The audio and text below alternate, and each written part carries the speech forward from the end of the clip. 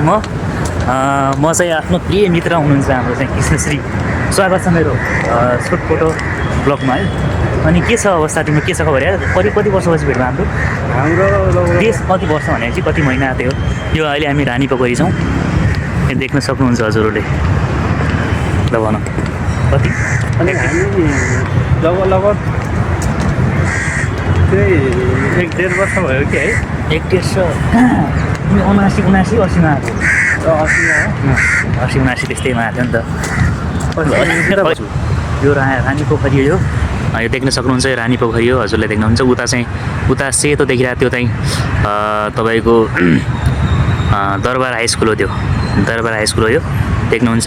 यो चाहिँ तपाईँको ठ्याक्कै चाहिँ तपाईँको यो रत्न पार्कको अपोजिट साइड छ। यो देख्न सक्नुहुन्छ। मैले नि धेरै वर्षपछि चाहिँ म यहाँभित्र प्रवेश गरेको छु। एकदम राम्रो छ, किनकि रानीहरू भनेपछि अब तपाईँको रानी पोखरी रानीहरूको त्यस्तो बास बस्ने भनेको लागि तल थियो होला सायद। त्यही भएर चाहिँ मैले चाहिँ यहीँ भिजिट गर्न पाएँ। एकदम राम्रो लाग्यो। यहाँ देख्न सक्नुहुन्छ यो रानी पोखरी है। यो रानी पोखरी हो। यो बिहानको समय हो। म चाहिँ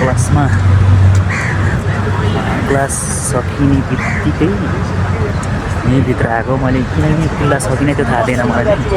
त्यस भएर म चाहिँ यो भिजिट गर्नमा एकदम खुसी छु। एकदम राम्रो छ यो रानी पोखरी हो गाइस। देख्न सक्नुहुन्छ। त्यही हो। मैले चाहिँ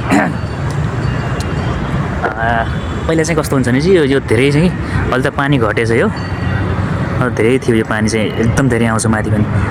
यो रानी पोखरी देख्न सक्नुहुन्छ।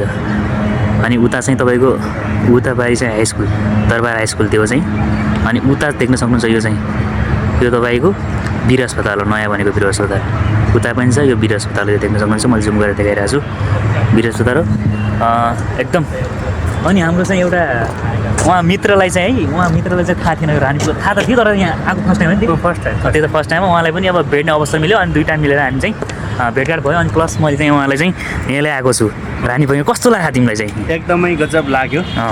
यो रानी पोखरी भनेपछि अब हामीले एकदमै प्रताप मल्ल है, प्रताप मल्ल हो। प्रताप मल्लले बनाएको यो रानी पोखरी हामीले किताबमा पढेका सुनेका कुराहरू, यसका धेरै ऐतिहासिक होइन किंवदन्तीहरू छन्। यो कसरी बनाए अनि किन बनाए भन्ने कुराहरू तपाईँले किताबमा कुनै गुगल कुनै वेबसाइटमा गएर पनि हेर्न सक्नुहुन्छ। अनि उताको देखियो नि त, उता दरबार हाई स्कुल हो। यो दरबार हाई स्कुल पनि छ। यसको विषयमा त्यहाँ देखिरहेको छ दरबार हाई स्कुल। यसको विषयमा मलाई त्यति थाहा छैन, तर नाम चाहिँ सुनेको देखि पनि रहेको छु। तर यो जो रानी पोखरीमा हामी अवस्थित छौँ, एकदमै मैले किताबमा पढेका कुराहरू थियो हो, किताबमा पर आज प्रत्यक्ष हुँदाखेरि चाहिँ प्रष्ट थाहा भयो कि रानी पोखरी एकदमै हेर्न पाइयो। यो दृश्य देख्न सक्नुहुन्छ हजुरले। बिहानको बेला यो चाहिँ एकदम पहिला चाहिँ पानी यहाँ धेरै हुन्थ्यो अरे कि, अहिले चाहिँ प्रायः जस्तो कमै छ नि त पानी भने, मतलब हिँड्दै गरौँ आइज। अनि यो वरिपरिको यो यस्तो ठुलो छ क्या, त्यो देख्न सक्नुहुन्छ। यो तपाईँको 10 मिनट जति लाग्छ होला यो तपाईँको पुरै यो वरिपरि चाहिँ घुम्नलाई त्यति लाग्छ। त्यही हो। अहिले हामी चाहिँ यसको भ्रमण गर्दैछौँ, किनकि हामीले चाहिँ किताबमा पढेको थियौँ नि त। यो तपाईँ रानी पोखरी हाई स्कुल देख्न सक्नुहुन्छ उता चाहिँ त्यो हो। अनि तपाईँलाई यो बिहानको समय हो। अहिले चाहिँ कस्तो भने चाहिँ यहाँ पहिला चाहिँ कस्तो थियो भने चाहिँ टिकटको व्यवस्था थियो क्या। टिकट काटेर चाहिँ भित्र आउनुपर्ने हुन्थ्यो, आउनुपर्ने थियो। आजभोलि त खासै त्यस्तो टिकट काट्ने चलन रहेनछ।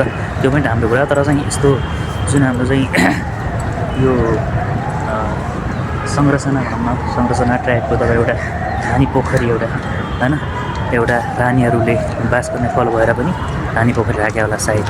त्यही भएर चाहिँ यो एकदम राम्रो छ, देख्न सक्नुहुन्छ। त्यही हो गाइजहरू। हाम्रो मित्र हुनुहुन्छ, उहाँ मित्र पनि हामी चाहिँ एकदम चिन पहिचान मित्र हुनुहुन्छ। उहाँलाई चाहिँ यो ठाउँ घुमाइदिएँ। अनि यो अगाडि देख्न सक्नुहुन्छ यो अगाडिको चाहिँ दरबार हाई स्कुल हो। यो अहिले उसले देख्न सकेन। अनि उहाँ मित्रले चाहिँ एउटा राम्रो खालको एउटा मुक्तकार, गजलकार, साहित्यकार सबै हुनुहुन्छ क्या। अनि उहाँले के मुक्तक या सायरी के भन्नुहुन्छ, उहाँलाई मेरो छोटो ब्लगमा स्वागत गर्नु। नमस्कार हजुर, हार्दिक स्वागत छ।